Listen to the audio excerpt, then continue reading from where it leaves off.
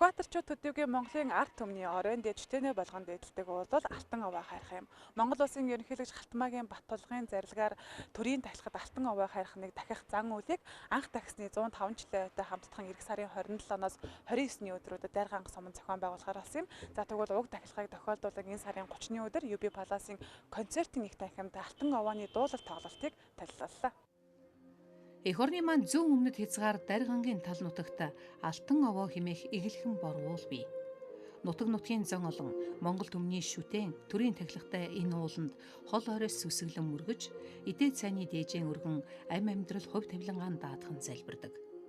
Баярлаж хөөрөхтөөнч, бүдэрч унахтаанч уулга алдан нэрийн дууддаг энэ хайрхны тахилга энэ жил тохиож байгаа юм.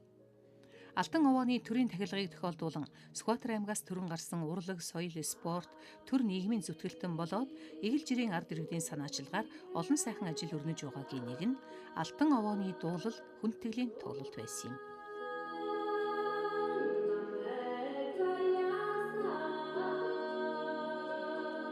Алтан овоо бол зөвхөн нутгийнх наач гэхгүй хэн хүнд итгэн сүсгэлж хиймэр сүлдээ даатгах шатан тэр бүгдийг л ивэнд итгэж байдаг.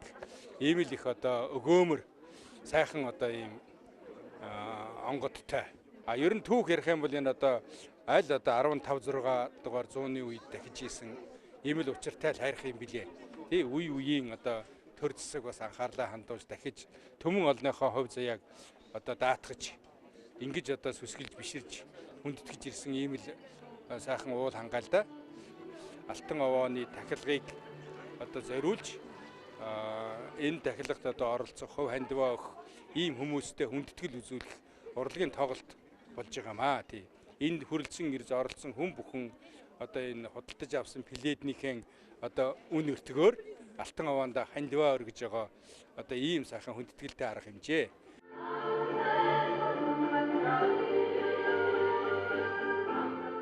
Тоглолтод Сүхбаатар аймгийн Жаахан шарга хөгжимт жүжигний театрын уран бүтээлчид болон үндэсний урлагийн их театрын бүжигчид, ардын жүжигчин Борин Хуурч Бат сайхан, гавьяач жүжигчин Хийлж Мөнх цэцэг, улсын дөр жүжигний эрдмийн театрын гоцлол дуучин Хүрлбаатар, үндэсний урлагийн их театрын дуучин Осгон Баяр болон саксофончин Болдбаатар зэрэг Сүхбаатар аймгаас төрөн гарсан уран бүтээлчид оролцож аян гişгэн өргөсөн юм.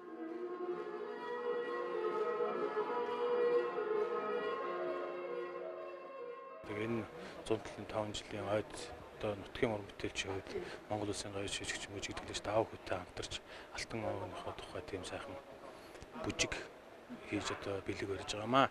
Тэгээд энэ бүжгийн онцлог нь бол бид бүхэн бас зүүн Монголоос гаралтай Сүхбаатар зэргийн энэ үзэмчин ардын дууг дунд нь ашигласнаар энэ яалтчиг бас зүүн тал тэр дунд Алтан овоонд хамаархдах бас уран бүтээл болж байгаа болов уу гэж би бодож байна.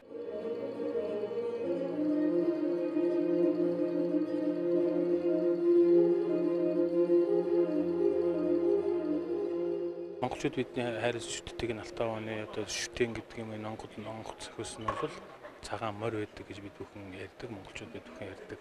Тэгэхээр бол энийг бол яг энэгээр төсдгийг оролцсон. Яагаад тэгэхээр энэ морьтой зүйрлүүлж байгаа энэ тал нутагт бол моргиогоор энэ тал нутгийн зон олныг хурдан моргиогоор бол төсөөлөх арга байхгүй.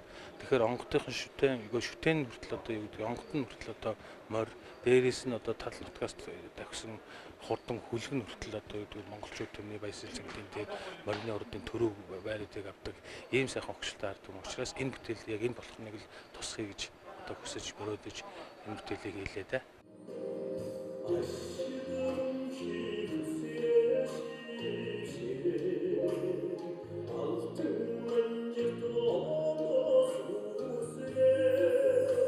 Уулга алдахт нь алтан дээр овоо маань хажууд нь морилж үйдэг тийм ээ.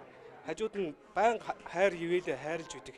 Тийм утгатай ийм сайхан дуу Эрдэнэ цогтхийнхаа шүлгээр энэ сайхан дууг дуулгасан баяртай байна. Тэгээд өвөг дээдсээсээ үе уламжлан дахиж ирсэн ийм гайхалтай уул усаа. Тэгээд нутгийн уул усаа Монгол түмэн маань байнга шивтэж уул усныхаа хивээлээр аж төрлөө зохицуулж авдаг ийм сайхан уламжлалтай. Тэгээд Алтан дээр овоо нь миний амьдралыг та бүхний амьдралыг байнга хивээлдээ хайрлаж аваахаа гэж бодож байна.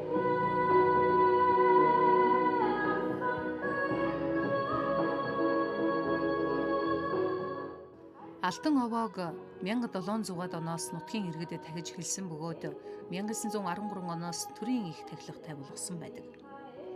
Социализмын үед овоог тахих зан үйл тасалдаж байгаад 1990-ад оноос дахин сэргээж 2004 оноос эхлэн төрийн тахилгад уулгуулжээ.